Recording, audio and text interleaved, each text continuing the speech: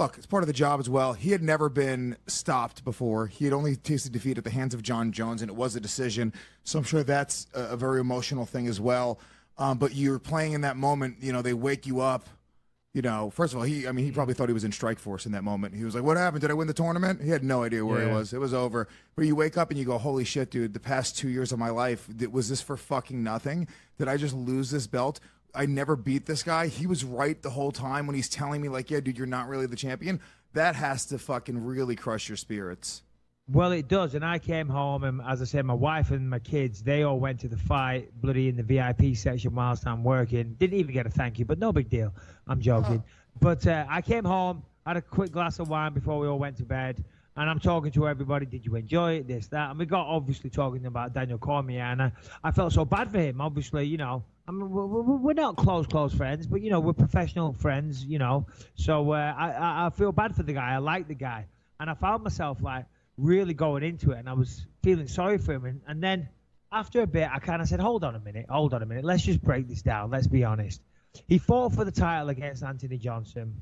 Well, sorry, pardon me. He fought for the title against John Jones on a card that did 800,000 pay-per-view buys, and he lost by decision. But in doing so, he would have earned a shit ton of money. Then he fought on a big fight card against Anthony Johnson for the title, would have got pay-per-view, earned a ton of cash for that.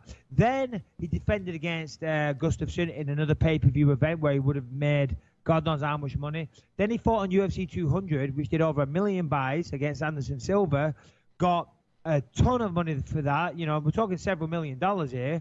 Then he fights Johnson again in another big fight card. Again, we're talking a lot of money here. And then he fights on this fight card at the weekend, which is Dana Sense trending over 1 million buys. So in that period of fighting for the title and being the champion, he's made millions and millions of dollars. You know, probably, you know, I would guess $6 to $7 million in a couple of years, maybe more, maybe close to $10 million. Who knows? And I was feeling sorry for him, but then I said, hold on a minute. At the end of the day, we do it. We go in there. We do it for money. He's earned a shit ton of money. He's been the champion, and he's lost. And he's a grown-ass man, and he'll deal with it. There's no need to sit here feeling sorry for him. He probably doesn't want that anyway. Yeah. And as I said, at the end of the day, were people feeling sorry for me when I've been knocked out? I've been knocked out. I've lost fights. I've lost #1 contender matchups. No one gives a fuck. No one gives a fuck about me. So I said, that's because you didn't start crying. I'm not spending too long dwelling on anybody else for losing a fight. You know, I feel sorry for the guy. If you ever lose again, you got to fucking cry in the middle of the octagon, and then everyone's going to feel bad for you. Yeah, but, you know, you shouldn't have done that. Back to the daily grind with the only free MMA channel that fucking matters, Full-Time MMA. And I hope Kenny Florian was listening to that audio right there by Michael Bisping.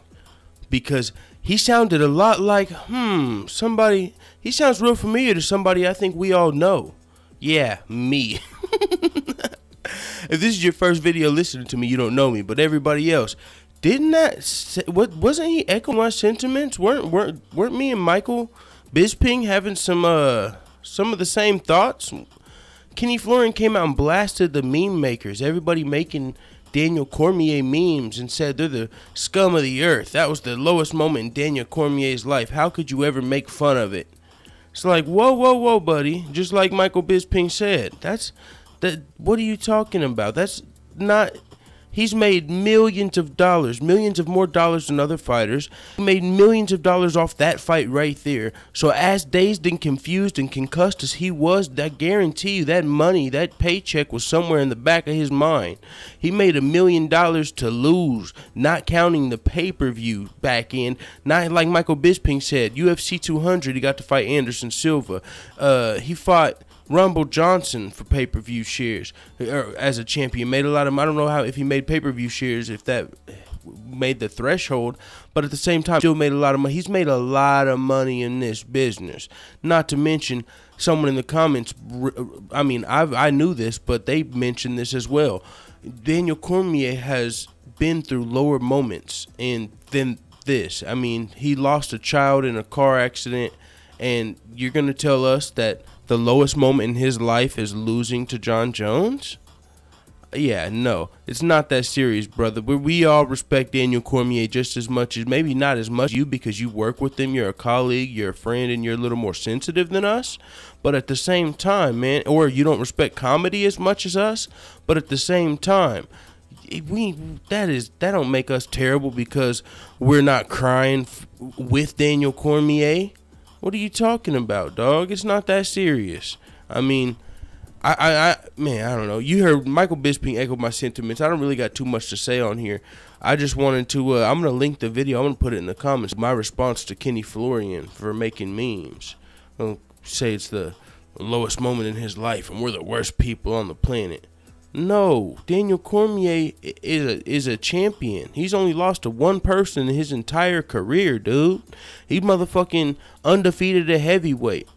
Undefeated at light heavyweight, except for to the greatest fighter of all time, Jon Jones. What are you talking about? And unlike Michael Bisping, I still do believe Daniel Cormier was a true champion.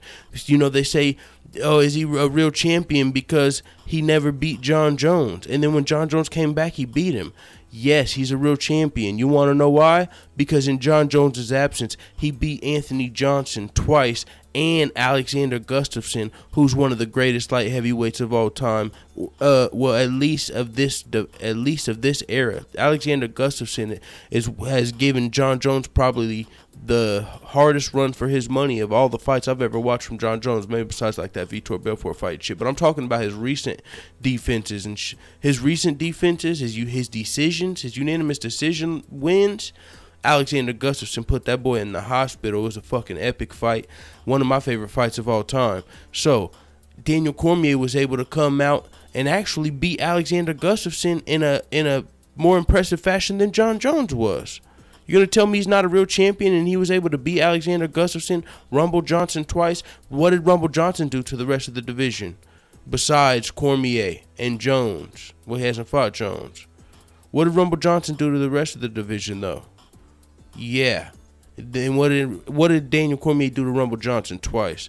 So I mean, Michael Bisping and whoever I did see. So you're gonna tell me I'm the worst person on the planet for making some Daniel Cormier memes and I believe he was a real champion? How many motherfuckers can say that?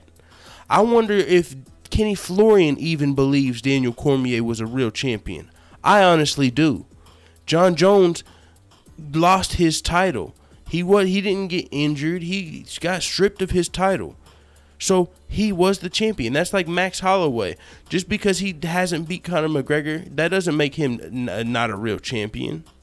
And I know that's a little bit of a reach because you can say Conor McGregor isn't coming back to featherweight to fight him, so we'll never know what would happen. So you're telling me if Conor McGregor comes back and Max Holloway loses to Conor McGregor, he's not a real champion? Even though he went on a 9-fight winning streak, became the interim champion, first person to finish Anthony Pettis, beat everyone in the division besides Conor McGregor, and you're going to tell me Max Holloway's not a real champion because he didn't beat Conor McGregor? Beat Jose Aldo dismantled Jose Aldo, but if he loses to Conor McGregor, you're going to tell me he's not a real champion because he couldn't beat Conor? No, that's a real fucking champion. There can be... I don't know. You guys get what the fuck I'm saying. With that being said, I've said enough. You heard Michael Bisping. He echoed my sentiments. I'm going to link that shit just so you can hear my response to Kenny Florian. And I hope Kenny Florian at least, I'm sure we're not big enough for Kenny Florian to listen to, but I hope he listened to Michael Bisping's podcast, buddy. It is what it is. Hit thumbs up, hit subscribe. Let the haters know what the fuck you time at, dude.